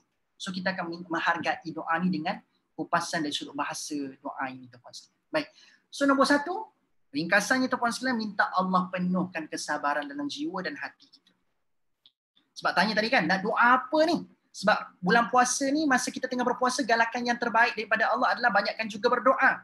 Maka nak doa apa? Nombor 1, minta Allah penuhkan kesabaran. Baik. 2, nak minta apa pula lepas Allah dah bagi kita penuhkan kita dengan kesabaran? Kedua, wathabbit aqdamana. Kalau terjemahannya adalah teguhkanlah tapak pendirian kami ataupun teguhkan pendirian kami. So tuan-puan sekalian, dalam bahasa mudah untuk anda faham frasa tabbit aqdamana ni, bahasa mudahnya adalah, ya Allah, lepas kau dah penuhkan jiwaku dan hati aku dengan kesabaran, aku nak minta ya Allah istiqamahkan aku untuk bersabar. Gitu. Tabbit aqdamana, kukuhkan pendirian, tetapkan pendirian ini. Bahasa lain yang mudah nak fahamnya adalah minta Allah bagi kita istiqamah. Bagi kita apa? Istiqamah. Sebab tuan-puan sekalian, kita boleh minta kesabaran daripada Allah. Tapi mungkin barangkali kesabaran itu bertahan selama 2-3 hari je. Mungkin kesabaran itu bertahan selama 1-2 jam sahaja. Tapi dengan isyarat dan susunan doa ini, pertama minta Allah limpahkan sabar. Tapi kita minta juga pada Allah, ya Allah, jangan bagi aku sabar 1-2 hari je. Tetapkan pendirian aku, istiqamahkan aku dengan pendirian kesabaran ini. Aku telah memilih pendirian untuk bersabar dalam melakukan ketaatan. Aku telah memilih pendirian untuk aku bersabar menghadapi ujian. Sabar tidak melakukan maksiat. So ya Allah, jangan biarkan kesabaran aku kepada 3 bentuk kesabaran ini berlaku dan berlalu seketika sahaja. Time Ramadan je saya boleh bersabar untuk 3 perkara ini. Tapi luar Ramadan macam mana? Sebab itulah bila kita bimbangkan apa yang berlaku dekat kita luar Ramadan, kita akan minta pada Allah, ya Allah, segala bentuk kebaikan yang asbab berpunca daripada kesabaran aku dalam semua perkara ini, maka ya Allah kekalkan juga di luar Ramadan nanti. Sebab itu pada permintaan kedua aku minta padamu, ya Allah, tabbit aqdamana. Lepas minta Allah bagi sabar, sebab sabar ni mahal. Sabar ni mahal. So bila anda mendapat satu benda yang sangat priceless, sangat berharga, anda tak naklah memiliki benda berharga tu seketika cuma. Kita nak biarlah benda yang berharga ni melekat kat diri kita ni kalau boleh sampai bila-bila. Sampai bila-bila. Sebab itulah tabbit aqdamana. Kukuhkan, tetapkan pendirian kami, ya Allah, dalam kesabaran ini. Sebab dengan kukuhnya, tetapnya pendirian kami, istiqamahnya kami ini, maka apa jua bulan yang datang, apa jua hari yang menjelma, apa jua bulan yang menjelma, apa jua tahun yang menjelma, aku akan mampu untuk bersabar. Aku akan mampu untuk bersabar. Kan? Sebab tuan-puan sekalian, kalau ikutkan dalam situasi tertentu, tuan-puan sekalian, kenapa dia minta tabbit aqdamana? Kan, lepas dia memilih untuk tak minum, tetapi dia tengok ada ramai tengah minum depan mata dia, siapa tak teruji tuan-puan sekalian? Mesti teruji, sedapnya air tu dah menyentuh tekak, Masya Allah, air sungai pula jernih, Allah. Nampak tak? Mula-mula memilih untuk sabar, untuk taat pemimpin, tetapi sebab ada godaan. Mungkin ada kawan-kawan tengah ada, leganya tekak ni minum. Oi, jom sama, jom minum. Nah, kalau tak ada ketetapan jiwa, kalau tidak kukuh pendirian ni, tak istiqamah bersabar, mau tuan-puan sekalian sekejap je sabar tu, pergi segar dah hari lepas tu. Nah, tapi itulah sebab itulah tentera talut pada permintaan kedua. Dan untuk kita yang berpuasa, jangan sekadar minta Allah limpahkan sabar, tapi minta Allah konsistenkan sabar. Istiqamah. Poin kedua adalah istiqamah. Istiqamah. Dan tuan-tuan dan puan-puan sekalian, Apakah doa ketiga yang kita perlu ungkapkan kepada Allah? Khususnya untuk kita yang berpuasa, nak doa apa pula yang ketiga? Tadi dah sabar, sekarang dah istiqamah yang kedua. Nak minta apa pula? Permintaan yang terakhir tuan sekalian berpandukan daripada doa tentera Talut ini. Yang terakhir diminta wansurna 'alal qaumil kafirin. Wansurna maksudnya dan, kalau ikutkan sini menangkanlah kami, tapi kalau ikutkan nasara, wansurna nasara, nasara ni maksudnya dan bantulah kami. Nasara ni maksudnya bantu. Nasara ni. Okay? So wansurna, bantulah kami 'alal qaumil kafirin, ke atas orang-orang kafir. Okay? Ke atas orang-orang kafir. Dalam arti kata lain, minta pertolongan daripada Allah Subhanahu Wa Taala. Baik, di sini perbahasan dia agak panjang, tetapi anda akan puas dengan perbahasan itu puas insya-Allah. Okay? Khususnya melibatkan bahasa Al-Quran. Tuan-puan sekalian, bila saya kata nasara ini secara linguistiknya maksudnya minta tolong ataupun pertolongan, bukan ke dalam Al-Quran sendiri, bila Allah nak sebut perkataan tolong, minta tolong, tolong, minta tolong, ada juga perkataan lain digunakan. Bukti yang paling jelas tuan-puan sekalian, bukan sekadar nasara je perkataan minta tolong digunakan oleh Allah untuk menggambarkan tolong itu, iaitu bila anda baca ayat keempat suratul Fatihah.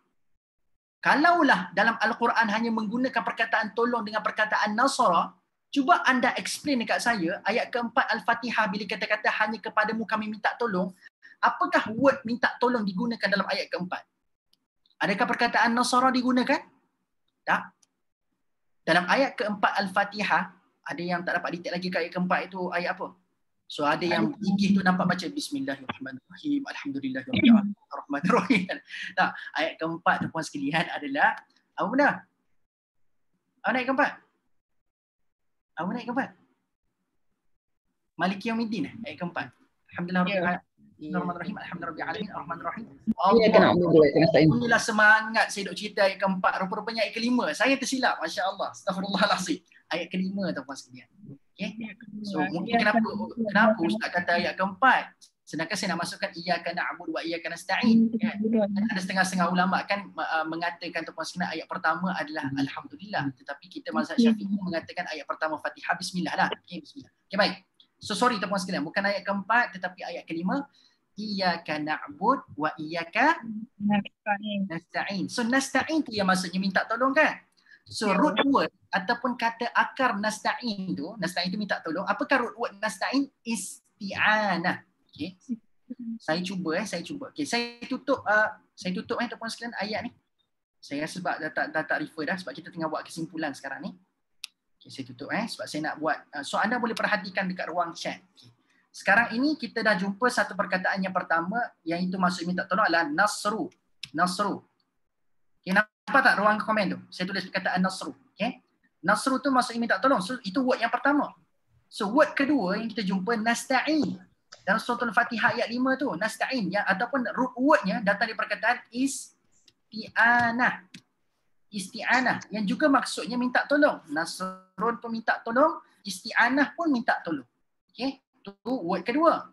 Ada satu lagi word tuan-puan sekalian yang Allah gunakan dalam surah Al-Anfal.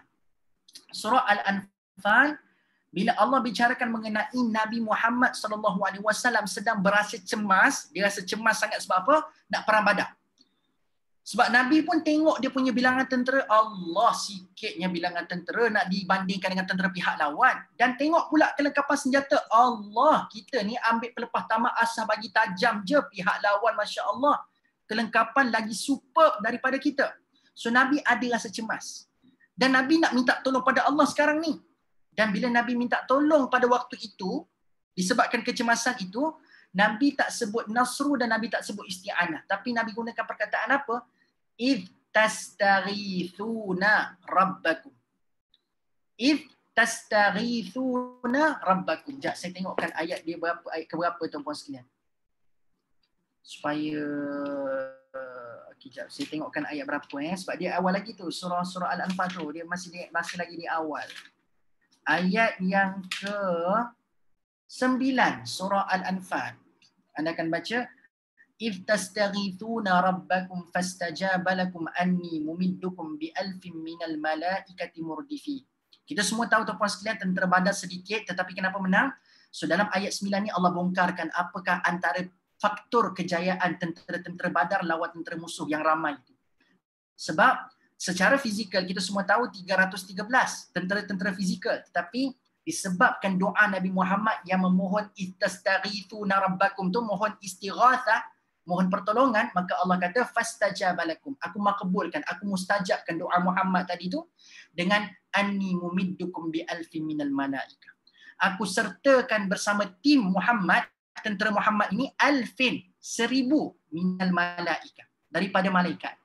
So tentera fizikal manusia 313, tapi berpandukan ayat 9, rupa-rupanya tentera Muhammad telah bertambah lagi 1000, tetapi bukan daripada kalangan manusia, tetapi daripada kalangan malaikah.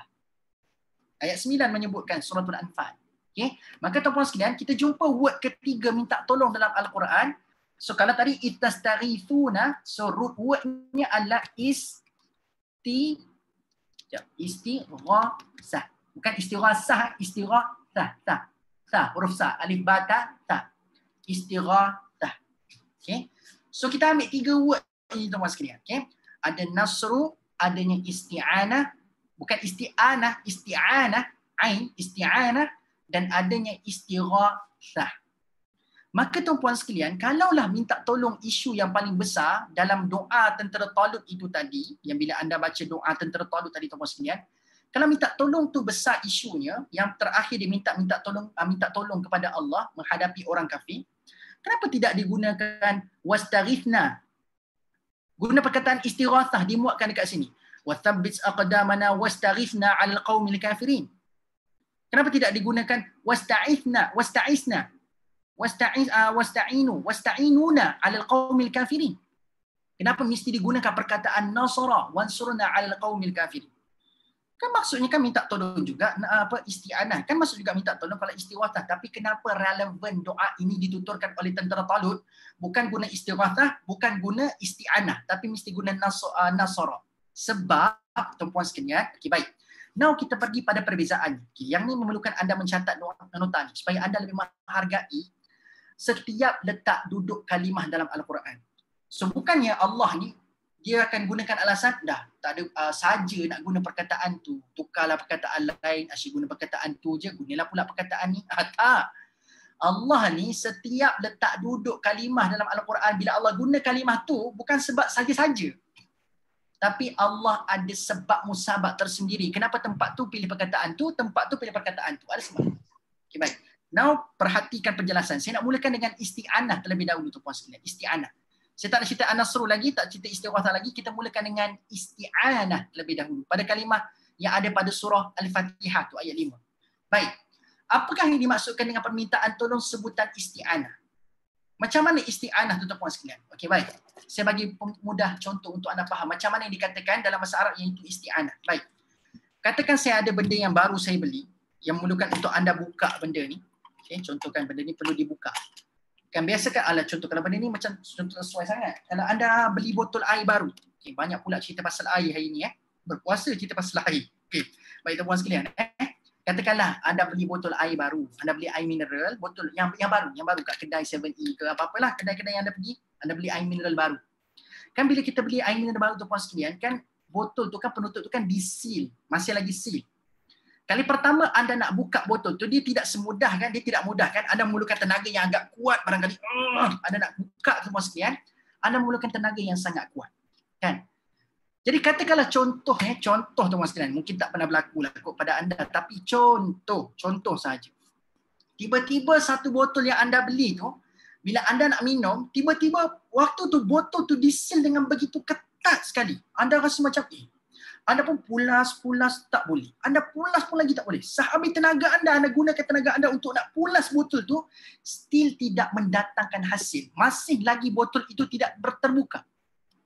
Maka selepas anda keletihan untuk membuka botol tersebut sebab anda dah habis tenaga, anda letih, maka anda yang sudah tidak dalam keadaan mampu untuk membuka botol itu, maka anda pun minta kawan anda yang ada berdekatan dengan anda, "Weh, aku tak mampu. Kau tolong aku buka botol ni boleh?" So anda minta tolong. Tapi minta tolong pada waktu itu berlaku bila? Setelah anda kehabisan tenaga mencuba sendiri. So bila anda cuba sendiri tak mampu, maka anda minta tolong pada orang lain yang anda rasakan mampu untuk bantu anda. So bila anda minta tolong setelah anda berusaha dan anda dah tak mampu dah sebab anda dah jumpa jalan buntu nak buka macam mana, anda minta tolong kat orang lain, di situlah maksudnya isti'anah. Isti'anah ni adalah permintaan tolong setelah kita berusaha terlebih dahulu. Jelas? So itulah maksud isti'anah. Minta tolong setelah kita berusaha terlebih dahulu.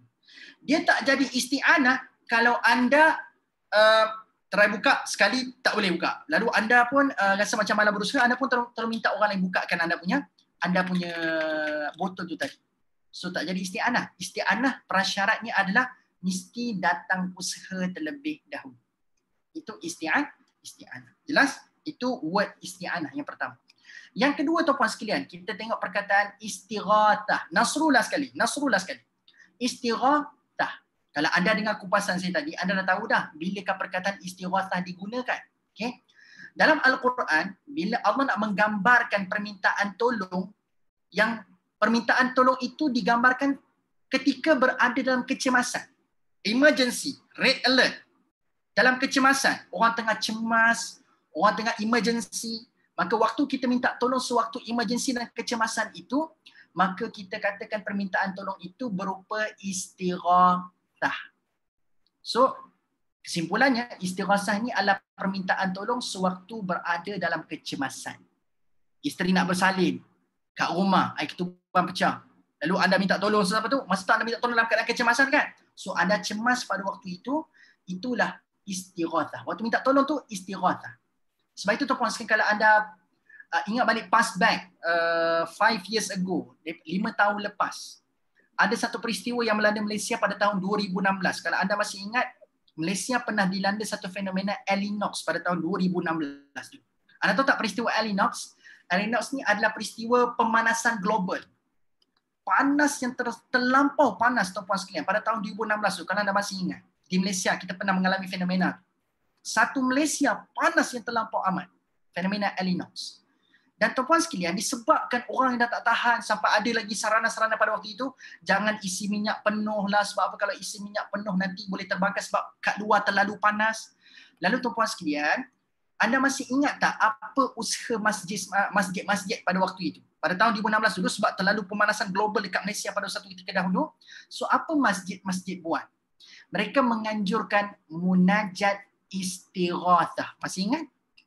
Ada solat sunat hajat istighathah. Kalau anda masih ingatlah dulu, waktu fenomena 2016 dulu, inilah antara benda yang diusahakan oleh masjid. Buat satu munajat istighathah. Kenapa digunakan istighathah kat situ? Sebab Malaysia berada dalam keadaan kecemasan. Pemanasan global. Semua orang cemas dengan fenomena ini. Maka menyebabkan kita bermunajat untuk nak minta tolong sebab kita semua berada dalam keadaan kecemasan. So faham Isti'anah, permintaan tolong setelah kita berusaha. Istighathah adalah permintaan tolong sewaktu kecemasan. Tapi apa pula maksud nasru yang menjadi punchline kepada wansurna 'alal qaumil kafirin? Kenapa tentera-tentera Talut minta wansurna? Sebab tuan-puan sekalian, nasara ini bermaksud permintaan tolong yang kita minta kepada Allah. Dan kalau Allah perkenankan nasara tu kepada kita, dalam arti kata kalau Allah bagi pertolongan dalam bentuk nasara kepada kita, pertolongan itu tidak mampu dipatahkan oleh mana-mana pihak. Dalam arti kata lain, kalaulah Allah bagi nasara pada seseorang, keputusannya ataupun kesannya confirm 100% menang. 100% menang. Macam tadi saya ambil isti'anah. Kalau anda dah tak mampu buka botol, lalu anda minta kawan anda bukakan botol tu, saya nak tanya, waktu anda minta tolong kawan anda tu, ada jaminan 100% tak kawan anda tu boleh buka botol yang anda tak mampu buka? Tak ada jaminan. Tak ada. Kan tak ada kan? Bila anda buka botol, anda tak mampu, anda pun minta kawan anda kat sebelah, tolong buka. Tiba-tiba dia pun mengalami masalah yang sama, tak boleh nak buka juga. Yang kawan yang seorang tadi pun minta kawan sebelah tu. Dia minta kawan sebelah tu. Berlarutan benda tu. Nak katanya bila kita minta tolong kat kawan, tidak ada jaminan yang kawan kita punya pertolongan tu akan membuahkan hasil. Tetapi bila permintaan tolong itu bersifat nasru, Minta je ke Allah dan Allah perkenankan je nasru, jawapannya adalah confirm 100% menang dan membuahkan hasil.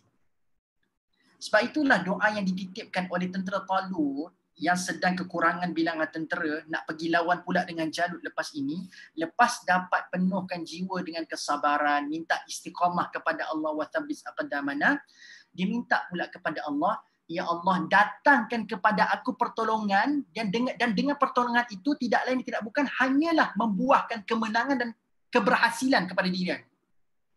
Taklah pertolongan yang sekadar tolong tu tak ada hasil, tapi pertolongan itu membuahkan hasil. Pertolongan itu membuahkan kemenangan. Pertolongan itu membuahkan kejayaan. Yang itu yang aku tagihkan. Pertolongan itulah yang aku minta padamu, ya Allah. So dalam arti kata lain, tuan-puan sekalian, Ramadan kita semua menghadapi susah tu. Betul tak betul? Kita susah untuk nak tahan diri, lapar dan dahaga. Malam pula kena bangunkan kerja solat sunat tarawih 20 rakaat kalau kita sembahyang 20 lah, kan? Lepas tu pula ibu-ibu nak kena sediakan sahur pukul 4 pagi. Lepas tu ibu-ibu ataupun siapa-siapa je lah nak kena beli makanan berbuka puasa dan sebagainya. Kita mungkin mengalami hardship. Kita mengalami kesusahan, keletihan dan sebagainya. Sebab itu kita minta pada Allah, sabarkan saya, istiqomahkan saya dengan kesabaran, dan kalau boleh ya Allah, kau sedang memandangku ketika berpuasa, aku susah sebab aku letih. Maka di sebalik keletihan aku, kesusahan aku menahan nafsu, untuk menahan diri aku untuk tidak memenangkan nafsu, memenangkan kesabaran, aku tengah bertekus lemus ni Allah, maka kau tolong bagi aku pertolongan, dan dengan pertolongan ini aku tak mampu dikalahkan. Pertolongan yang kau nak bagi pada aku ni, time aku tengah susah dalam bulan ini, dalam sedang berpuasa ini, kau bagilah aku pertolongan dalam apa jua bentuk, tak kira lah pertolongan terhadap apa sekalipun. Tapi kalau kau bagi pertolongan ini tidak akan mampu dikalahkan oleh mana-mana pihak. Dalam arti kata lain, kalau aku dapat pertolongan nasru daripada-Mu ya Allah, aku akan menang, aku akan berjaya, aku akan dapat satu keberhasilan yang sangat lumayan dengan pertolongan nasru yang telah kau berikan. So dalam kata lain, tuan-puan sekalian, 3 permintaan yang kita boleh titipkan sewaktu kita tengah berpuasa. Pertama, limpahkan kesabaran. Kedua, minta kepada Allah berikan kita istiqamah. Dan yang ketiga, tuan-puan sekalian, minta pada Allah berikan kita pertolongan yang pasti membuahkan hasil. Pasti membuahkan kejayaan. Inilah antara 3 doa yang mungkin kita boleh letakkan sebagai prioriti. Ada pun nak minta doa-doa lain, tak ada masalah. Cuma saya nak bawa apa yang boleh saya cadangkan berpandukan kisah Talut ni, sebab dia pun sedang berpuasa dan dia sedang berpuasa itu dia berdoa dengan perkara-perkara ini. Maka sebab itu saya cadangkan doa ini. Ada pun doa lain, ada nak minta keampunan ke, nak minta rajin solat ke, nak minta apa jua yang lain, maka silakan. Cuma ini cadangan berpandukan apa yang Allah memberikan isyarat kepada kita melalui kisah Talut yang sedang berpuasa tak minum air depan sungai. Nak pergi lawan dengan Jalut. So, wallahu a'lam bissawab, tuan-puan sekalian. Dan saya nak tutup kuliah saya pada hari ini dengan apa? Anda mungkin nampak dengan berdoa ini antara benda yang anda harapkan adalah Allah makbulkan. Ya betul, bila kita berdoa Allah makbulkan. Tapi tuan-puan sekalian, anda nak tahu tak? Di samping kita mengharapkan dengan doa ini akan dimakbulkan, bila doa Allah makbul, bila doa Allah makbul, tapi tuan-puan sekalian Allah bagi tahu, doa ini juga adalah pembuka jalan untuk kita mendapat rasyada, mendapat petunjuk. Okay? So dalam ayat 186, kenapa kita digalakkan berdoa kepada Allah? Sebab apa? Allah kata bila Allah mustajabkan doa kita, falyastajibu li wal yu'minu bi la'allahum yarshudun. Bila Allah memustajabkan doa kita tadi, Allah kata kita ni mudah-mudahan akan menjadi orang-orang yang mendapat petunjuk. Mendapat petunjuk. Yarshudun ni, rasyadah ni maksudnya petunjuk. So Allah kata dengan berdoa ini, kalau aku makbulkan doa ini, iyalah aku akan makbulkan, aku akan bagi sabar, aku akan bagi istiqamah, aku akan bagi pertolongan yang akan membuahkan kemenangan. Tapi lebih besar daripada itu, kalau kamu berdoa kepadaku, wahai hamba-hambaku, kamu akan menjadi orang-orang yang akan diberikan petunjuk kepada kamu. Bukan kata puan sekalian, bila ditanya kepada kita apakah destinasi terakhir yang kita nak pergi dekat akhirat nanti, semua akan cakap kita nak pergi syurga, betul? Dan tambah lagi, saya nak pergi syurga yang paling tinggi Ustaz. Kita semua nak pergi syurga paling tinggi, tuan-puan sekalian. Tapi tuan-puan sekalian, hidup ni journey. Hidup ni perjalanan, tuan-puan sekalian. So bila hidup ni perjalanan, tuan-puan sekalian, maka pastinya bila hidup ni perjalanan, maka kita kena mohon kepada Allah Subhanahu Wa Taala untuk bagi kita petunjuk untuk berada di jalan yang betul. Sebab hidup kat dunia ni adalah satu pengembaraan, sebuah perjalanan. Sebab itu Allah sebut dalam Quran, famshu fi manakibiha. Allah suruh kita berjalan kat muka bumi ni. Berjalan kat muka bumi ni, termasukkan berjalan kat dunia ni. So bila kita berjalan, kita akan ada possibility untuk mungkin tersilap jalan ataupun sesat ataupun mungkin dalam jalan yang betul. Maka disebabkan kita nak pergi syurga, pastinya kita mengharapkan kepada Allah, bagilah aku ya Allah jalan-jalan yang membawa aku kepada destinasi aku nak tuju. Bagi aku jalan yang membawa aku kepada syurga yang aku nak pergi ni ya Allah. Sebab itulah kita perlukan petunjuk. Macam kita nak pergi Kelantan, kita perlukan guidance, kita perlukan signboard, kita perlukan Waze barangkali. Ibaratnya ya Allah, aku nak pergi syurga, kau bagilah Waze tu. Kau bagilah aku signboard tu supaya aku akan berjalan kat muka bumi ni atas jalan yang memang on track nak pergi ke destinasi yang aku nak tuju. On track, maksudnya berada kat landasan yang betul untuk sampai syurga ya Allah. Begitu. Sebab itulah berdoa ni, di samping kita nak mengharapkan Allah mustajabkan permintaan-permintaan kita, rasalah beruntung tuan-puan sekalian bila kita boleh tanda tangan kepada Allah. Sebab apa? Ini adalah salah satu petanda kita ni adalah orang-orang yang sedang berada di jalan yang betul. Sebab apa? Orang yang berdoa kata Allah, mereka itu adalah orang-orang yang mendapat petunjuk. Dan orang yang berdoa juga adalah pembuka jalan untuk Allah permudahkan petunjuk itu sampai dekat dia. So berdoalah pada Allah. Mudah-mudahan bertambah petunjuk dalam kehidupan kita. Berdoalah kepada Allah, mudah-mudahan Allah makbulkan doa kita insya-Allah. So, tuan-puan sekalian, yang terakhir juga dalam berdoa, kekalkan kita ni, rasakan diri kita ni adalah hamba Allah. Ramai orang yang berdoa pada hari ini, dia tak sedar yang dia tu hamba. Kesudahannya bila berdoa kepada Allah, dia jadi orang yang memaksa Allah untuk tunduk kepada kehendak dia. Na'udzubillah. Bila berdoa, set dalam kepala, aku ni sentiasa hamba Allah. Allah tu sentiasa Tuhan aku. So elakkan bila berdoa, antara adabnya kita memaksa Allah untuk menuruti kehendak kita. Itu adalah benda yang sangat tidak beradab dalam berdoa. So bila berdoa, ini adalah aktiviti kehambaan. Maka berdoa pada Allah, kita yakin Allah Maha mengetahui bila dan apa yang terbaik untuk kita. Jangan terlalu desperate kita melakukan perkara tersebut, lalu kita seolah-olah secara tak sengaja telah memaksa Allah. Saya nak tu, saya nak ni, saya tak tu, saya nak ni. Jangan. Doa bukan ruang untuk memaksa Tuhan, tapi doa adalah ruang untuk kita tunjukkan kehambaan depan Allah Subhanahu Wa Taala. So, wallahu a'lam bishawab tuan-tuan sekalian, jadilah hamba yang berdoa sewaktu bulan puasa ini tuan-tuan sekalian, banyakkan berdoa dan kekalkan mood kehambaan dalam doa. Apakah cadangan doa yang disarankan melalui kisah Talut dengan Jalut tadi? Apakah saranannya melalui doa tentang Talut? Yang pertama, minta Allah limpahkan kesabaran. Kedua, minta Allah bagi istiqamah. Yang ketiga, tuan-puan sekalian, minta Allah bagi kita pertolongan yang akan membuahkan kemenangan dan kejayaan insya-Allah. Wallahu ta'ala a'lam tuan-puan sekalian. Mudah-mudahan perkongsian pada orang kata tengah hari, pagi dan tengah hari ini tuan-puan sekalian, sebab pukul 11 tadi pagi, pukul 12 dan tengah hari. So perkongsian pagi dan tengah hari ini membuahkan manfaat, dan tuan-puan sekalian, mudah-mudahan kita semua akan menjadi orang-orang yang sentiasa mengambil manfaat dan istifadah pada Al-Quran, bukan sekadar membacanya bulan Ramadan, tetapi kita memerhatikan keajaiban-keajaiban, kebesaran mukjizat yang ada pada Al-Quranul Karim. Mudah-mudahan kita makin rasa indahnya kalam Allah Subhanahu Wa Taala yang tidak layak sekadar untuk kita sekadar baca je tanpa kita memahami, tapi dengan kita faham satu dua ayat ini merangsang motivasi untuk saya perlu tahu lebih lagi daripada kalam Allah Subhanahu Wa Taala ini insya-Allah. Baik, tuan-puan sekalian, 12.30 dah. Saya tak pasti nak buka ke tidak soalan. Ada soalan ke? Ada soalan tuan-puan sekalian? Kalau tak ada soalan, saya nak tutup majlis dah. Tak ada soalan Kita bagi beberapa saat yang terakhir. Kok ada muncul soalan di ruangan chat? Tak ada soalan. Tak ada soalan Okay, baik. Okay, kalau tak ada soalan, terima kasih sekali lagi pada semua yang sudi join pada sesi kali ini. Macam okey tak pengisian hari ini? Rasa capai tak maqasid dan matlamat yang anda inginkan? Okay. Boleh InsyaAllah. Mudah-mudahan memberikan manfaat insyaAllah. Alhamdulillah. Alhamdulillah. Alhamdulillah. Baik. So, mudah-mudahan bertambah seronok lagi lah tuan-puan sekalian untuk berdoa tema Ramadan ni. Kita akan menghargai setiap tadahan tangan kita kepada Allah SWT lepas ni insyaAllah. Okay. Kalau tak ada, terima kasih sekali lagi semua. Mudah-mudahan kita semua menamatkan Ramadan dengan natijah ketakwaan insya-Allah, dan mudah-mudahan kita lah orang-orang yang diberikan keampunan oleh Allah Subhanahu wa taala sebab kita qama Ramadan imanan wa ihtisaban insya-Allah. Jumpa lagi dengan nilai masjid buat di Assalamualaikum. wa astaghfirullahalazim li wa lakum. Jazakallah Ustaz. Terima kasih.